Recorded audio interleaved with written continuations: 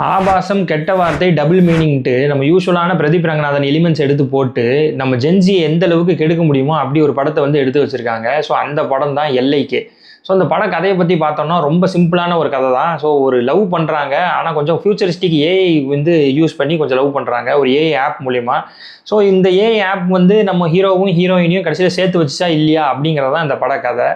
So நம்ம பாசிட்டிவ்னு பார்த்தோம்னா இந்த படத்தில் வந்து எஸ்ஜே சூர்யாவோட ஆக்டிங்கும் பிரதீப் ரங்கநாதனோட ஆக்டிங்கும் அனிருத்தோட மியூசிக்கும் மட்டும்தான். மற்றபடி பெருசாக எதுவுமே கிடையாது இந்த படத்தில். நெகட்டிவ்னு பார்த்தோம்னா லாஜிக் எல்லை மீறல்கள் வந்து பயங்கரமாக இருக்குது. கிரிஞ்சு சீன்ஸ் ரொம்ப அதிகமாக இருக்குது.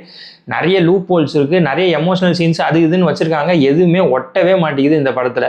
ஸோ ஃபர்ஸ்ட் ஹாஃப் ஃபுல்லாக ஏதோ ஏனோ தானோன்ட்டு இந்த படம் வந்து போய்கிட்டே இருக்குது. ஒரு கட்டத்தில் எஞ்சி ஓடிடலாமா அப்படிங்கிற மாதிரி இருக்குது.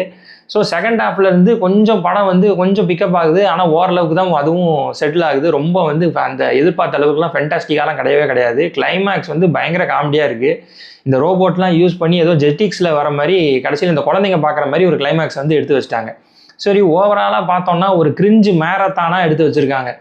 உக்காந்ததுக்கு 2.5 ஹவர் வந்து எப்பண்டா எந்திச்சு போவோம் அப்படிங்கிற மாதிரி இருக்கு. ஸோ ஜவ்வு முட்டாய் மாதிரி ஒரு படத்தை வந்து எடுத்து வச்சிருக்காங்க. ஸோ உங்களுக்கு வந்து ரொம்பவே டைம் இருக்கு அப்படின்னா மட்டும் இந்த படத்தை பாருங்க. இல்லாட்டி வந்து இந்த படத்தை வந்து இக்னோர் பண்றது ரொம்பவே நல்லது. ஸோ நம்ம பிரதீப் ரங்கநாதன் கரியர்ல வந்து 4வதா ஒரு 100 crore வந்து வருமானு பார்த்தா எனக்கு தெரிஞ்சு கண்டிப்பா வர சான்ஸே கிடையாது. ஒரு பிரதீப் ரங்கநாதனோட கரியர்ல வந்து இது ஒரு சர்க்கிளா தான் இருக்கும்.